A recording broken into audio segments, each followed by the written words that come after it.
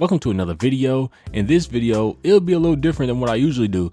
Usually I talk about like the history of college football, but in this video, I'll be reacting to y'all hot takes. And if this video gets enough support, I'll do part 2, but let's start it. First hot take we have is by the mock draft guy who says FSU goes from 2-10 to 12-0. Honestly, I don't think it's gonna happen. I know FSU has made some good moves this offseason, got Gus Malzahn as OC, got Squirrel White and Deuce Robinson, but no matter what, you still got Thomas Castellanos as your starting quarterback, and I just think that's a downgrade from y'all previous two. FSU also made changes with their defensive coordinator. If I'm not mistaken now, they're expected to run a 3-3-5 this upcoming season. And all these changes have been good. I think they're going to lead to a lot of wins, 7 wins at the least and 8 wins at the most. But honestly, like I said, I don't see 12-0. And plus, they start out the season with Alabama. Later in this season, they have Clemson, and I think that'll be 2 losses right there. And like I said, you have Thomas Castellanos, so that'd be 2 more losses right there also. So, do I think they go 12-0? No. Do I think they'll be an improved team? Yeah, probably 8 wins, 7 wins at the least. I can maybe see 9 wins. The next hot take is by McColl's Bros. He says Vanderbilt makes the college football playoffs. And well, no again. Listen, Diego Pavia has done a lot of talking this offseason, especially his comments recently about Alabama. But Vanderbilt plays Alabama, LSU, Texas, Tennessee, and Auburn all this season, and I think some of those games, if not all those games, will be losses. And I know the story of Diego Pavia is cute, and that Vanderbilt had a magical season last year, but I just don't think it's going to happen. They have questions on the outside with their weapons, outside of Eli Stowers. Their defense, when it comes to safety, has questions. I just don't think they'll be good enough. Probably about maybe 6-win team, 5-win team, something like that. The next hot take comes from Utah fan Forever. He said Utah wins the Big 12, beating Texas Tech in the championship game. Texas Tech making the championship game, I really don't see. I know they got an improved roster, and I think they'll be a good team this year, but I don't think they make a championship game. In Utah, we all know last year the offense was terrible. This year they made some changes. They got a new OC. They got Devon Dampier at quarterback, who had 12 touchdowns, but he also had 12 interceptions last season. They have a good offensive line, so Dampier will be behind that, but we have yet to see how he will play against these Big 12 defenses.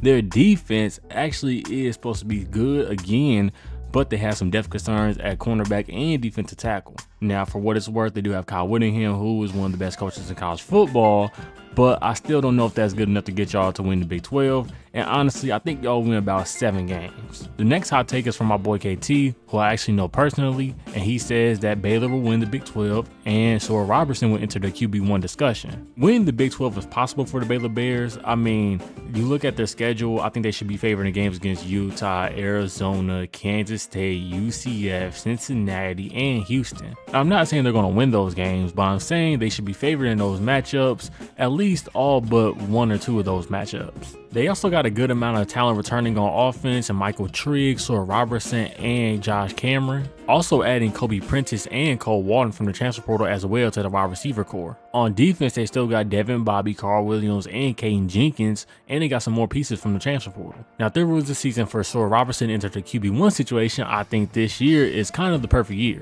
In the past couple years, you had guys like Cam Ward, Shedeur Sanders, Caleb Williams, CJ Stroud, and Bryce Young all in the QB1 discussions. For this season, we're going to have guys like Cade Klubnik and Garrett Nussmeier be in the QB1 discussion to begin the season, but it's not clear cut that those guys are going to be in the QB1 discussion to end the season, because I don't believe those guys are as good as the QB1s in the years past. But he will have some competition like Lenora Sellers, Luke Ottmeyer, John Mateer, and a couple more quarterbacks who will also want to enter their name in that discussion. I'm not going to disagree with the take, but I'm not going to agree with the take. I do think it's a good possibility of both of those things happening though. The next hot take comes from Lucas, who said Minnesota makes a college football playoff. Now, I don't know if he was trolling when he said this, but I just can't get with it. Now, the offensive line will be good. The running back will be good. They got Darius Taylor and AJ Turner back, but I can't trust their quarterback situation. I think their defense is going to be terrific. They don't have too many questions outside of the safety position, but I also don't see them beating teams like Ohio State or Oregon. And now I like PJ Fleck. I think he's been a terrific coach for the Golden Gophers, and I have Minnesota probably winning 8 or 9 games, but I don't have them making the college football playoffs. Steve McMeekin says Carolina, USC will win the SEC.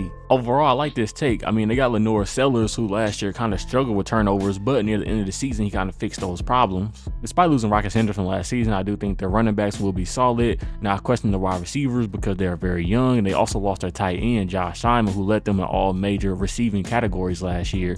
The defense I have questions about because they lost a good part of the defensive front from last year. They lost, I believe, 2 or 3 linebackers from last season, and they lost their safety from last season. Now they do have Jalen Kilgore and star freshman from last season, Dylan Stewart. Their schedule ain't easy either. I worry about games like LSU and Alabama. You also got the Oklahoma and Missouri games you can't overlook either. I believe South Carolina will be just like last year, probably like 8-4, 9-3, nothing too special. Super Soaker 789 said that Miami was going to go undefeated and beat both Florida and Notre Dame. I'm sorry, that's just not gonna happen. Mario Cristobal is bound to lose 3 games, maybe 2 games every year. He always does it. He just loses games he's not supposed to. If you know me, you know I don't like Mario Cristobal. I think he's a good recruiter, but the X's and O's just not his forte. Also forgot that they got Carson Beck at quarterback, and if you know me, you know I don't like Carson Beck. They overpaid for him in NIL money, and also, you know what? Hot take, Luke Nickel was better. Whether that's this season, next season, or the season after, Luke Nickel is a better quarterback than him. And even if he does beat Florida and Notre Dame,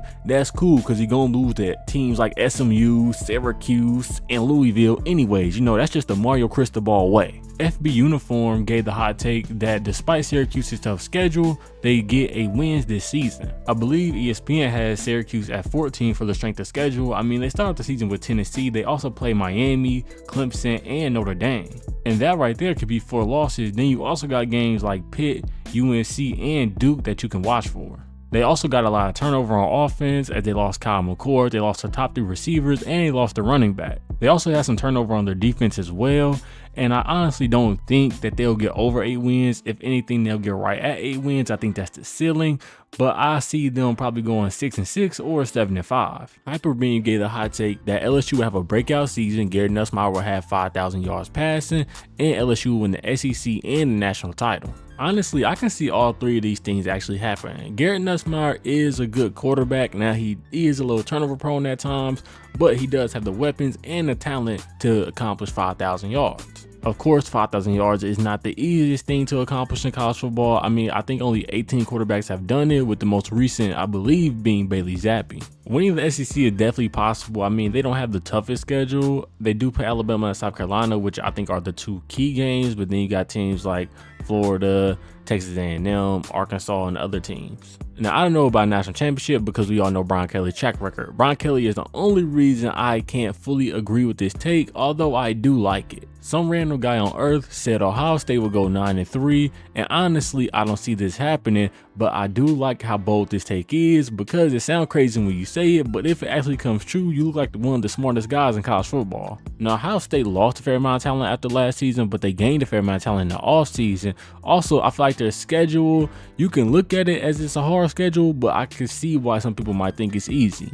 I could definitely see why somebody might think they lose 3 of the 4 following games between Texas, Illinois, Penn State, and Michigan. Now, I do think they lose 2 games. I am an Illinois fan, so I'm picking Illinois. And also, I can see them losing to Penn State or Michigan, probably Penn State though. But if you're still watching this video at this time, I appreciate you guys for giving me all these hot takes. If you want to do a part 2, drop some hot takes more down in the comment section below.